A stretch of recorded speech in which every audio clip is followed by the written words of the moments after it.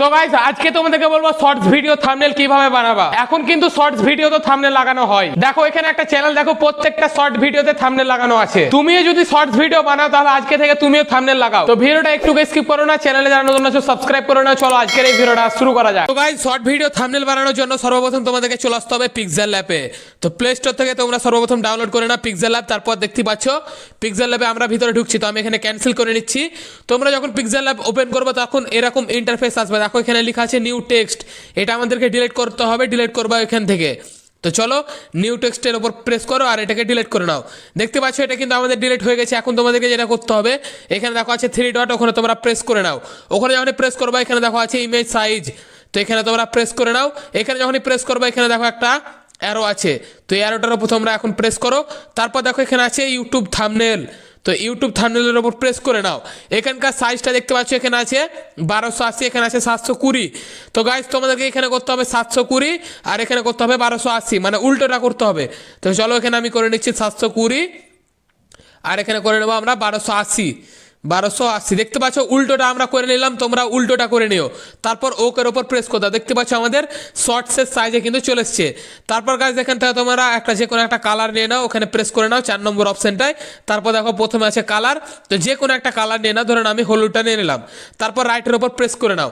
এখন তোমাদেরকে দুটো মানে ইমেজ নিয়ে আসতে হবে, তার জন্য এখানে আছে দেখো প্লাস আইকন, ওখানে তোমরা প্রেস করে নাও।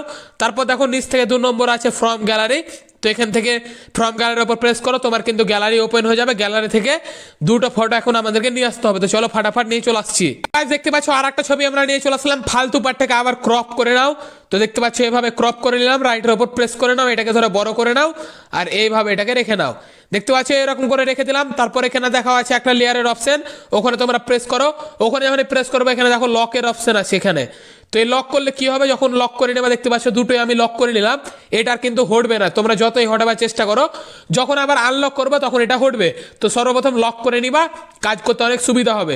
আমাদের কিন্তু দুটো ফটো রাখা হয়ে গেছে, এখন আমাদেরকে লিখতে হবে। তো লিখবার জন্য এখানে আছে দেখো প্লাস আইকন, ওখানে প্রেস করো। তারপর ওপরে দেখো লেখা আছে টেক্সট, তো টেক্সটের ওপর প্রেস করো। তারপর দেখো নিউ টেক্সট লেখা চলে এসছে। তারপর নিউ টেক্সট যেটা লেখা আসছে ওটার উপর ডবল ট্যাপ করো। এবার ডবল ট্যাপ করে এটা কেটে নাও। এখন আমরা লিখবো শপিং মলে এসে অনেক শপিং করলাম। দেখতে পাচ্ছ লিখে নিলাম শপিং মলে এসে, তারপর ওকের ওপর প্রেস করে নিচ্ছি। তারপর এটাকে ধরে এইভাবে বড় করে নাও।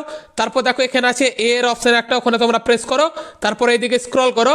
তারপর তোমরা এখানে পেয়ে যাবা এ বি আর নিচে লেখা থাকবে ফন্ট, ওখানে তোমরা প্রেস করে নাও। তোমরা পিক্সেল ল্যাব যখন ডাউনলোড করবে এগুলো অটোমেটিক ফন্টগুলো থাকবে, এখানে অনেক ফন্ট তোমরা পেয়ে যাবা। আর তোমরা যদি ইনপুট করো তাহলে মাই ফন্টে পেয়ে যাবা। তো আমার অনেক ইনপুট করা আছে, তার জন্য মাই ফন্ট আমি চলে আসলাম।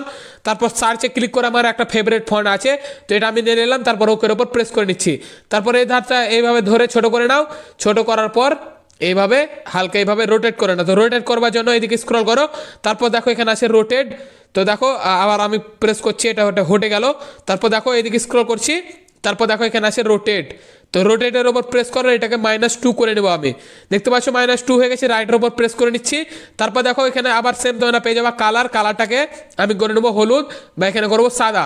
তো ধরে নাও আমি এখানে হলুদ করলাম, এখানে হলুদ করে নিলাম, আবার রাইটের উপর প্রেস করে দিচ্ছি। তো এখন আমি কি লিখলাম, শপিং মলে এসে।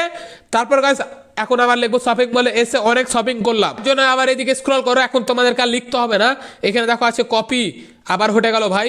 তো আমি শপিং মলে এসে ওখানে সিলেক্ট করো। তারপর দেখো এখানে আছে কপি, তো এখানে আছে দেখো কপি, কপি করে নাও। কপি হয়ে গেছে, দেখো দুটো লেখা চলে এসছে, ওপরে একটা চলে এসছে। তো ওপরে যেটা হলো এটার ওপর ডবল ট্যাপ করো।